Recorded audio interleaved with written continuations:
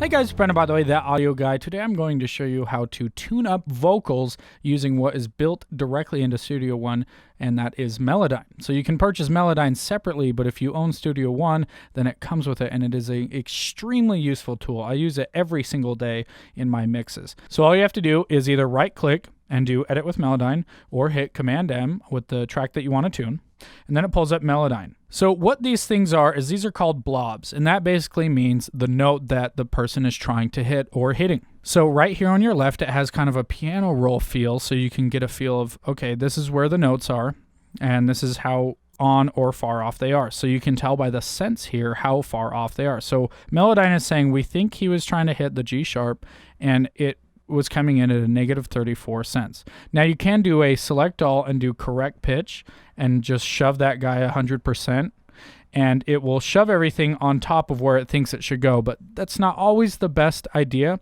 I sometimes, depending on the vocalist, like to start there. If they're hitting really hard notes, then I found that's kind of the quickest way to get going, and then I listen through and make sure nothing sounds unnatural. But if there's a lot of slides and a lot of movement, then I wouldn't reach for that. I would instead listen to the vocal in context and only touch up as needed. So let me just show you a couple of the tools really quick. So if you just right click and hold, then it will pull up your toolbar. You can also access this right here, but I think this is the faster way to do it. So you can do zoom, so you can zoom in and look at your notes. So they are represented by this color, like I said, and when you just have it on your main tool, it will let other tools pull up depending on where you are hovering. So right here, this is our split tool. So if you just hover right there, you can split it in half.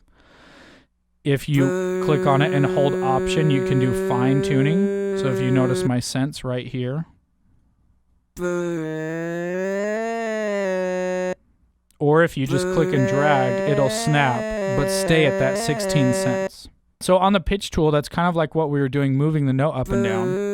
And then you notice that these little swoopy things pop up. So that is the drift to the next note. So you can make that really long or really short. So that really helps when you are getting a vocalist and you've tuned up a note or something and it sounds like there's that auto-tune sound where it's like, and it automatically jumps. So you can use this thing to your advantage and swoop it in a little bit easier so it's not as hard of a hit. And then, of course, you have your modulation tool, which will flatten out any unwanted bumps, but that also kind of gives you that auto-tune sound. And then you have your pitch drift tool, which, like on this one, you see it kind of slopes down and slopes out. If you use it and pull it down, it'll kind of flatten out that note. And then, of course, you have things like your formant, which will give you that low voice thing that people like these days. This is a temporary fix. Without changing, like, the actual pitch. It's changing the formant.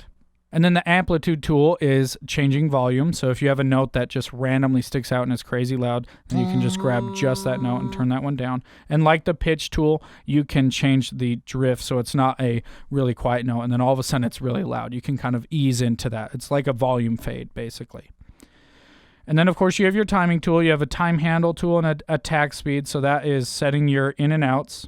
So you can show how hard you want it to come in or if you want it to kind of drag out so it stretches like that. And then your note separation tool for. And then, of course, you have over here your quantized time. So you can quantize notes so they land on grids or not. I don't always use that, but sometimes it's really cool, especially if you're doing drums in Melodyne and you want to just use that to tighten them up. So Melodyne comes with Studio One Pro. If you have a different version, then it comes with a trial, so you can mess with this. But if you don't have it and you record a lot of vocalists or you yourself record a lot of vocals, it is such a great investment. This was one of the very first things I ever bought was Melodyne, and it was a lot of money, but it has paid off so much over and over that I just really recommend it. So that's how you edit pitch using Studio One and the stuff built in natively, and specifically using Melodyne.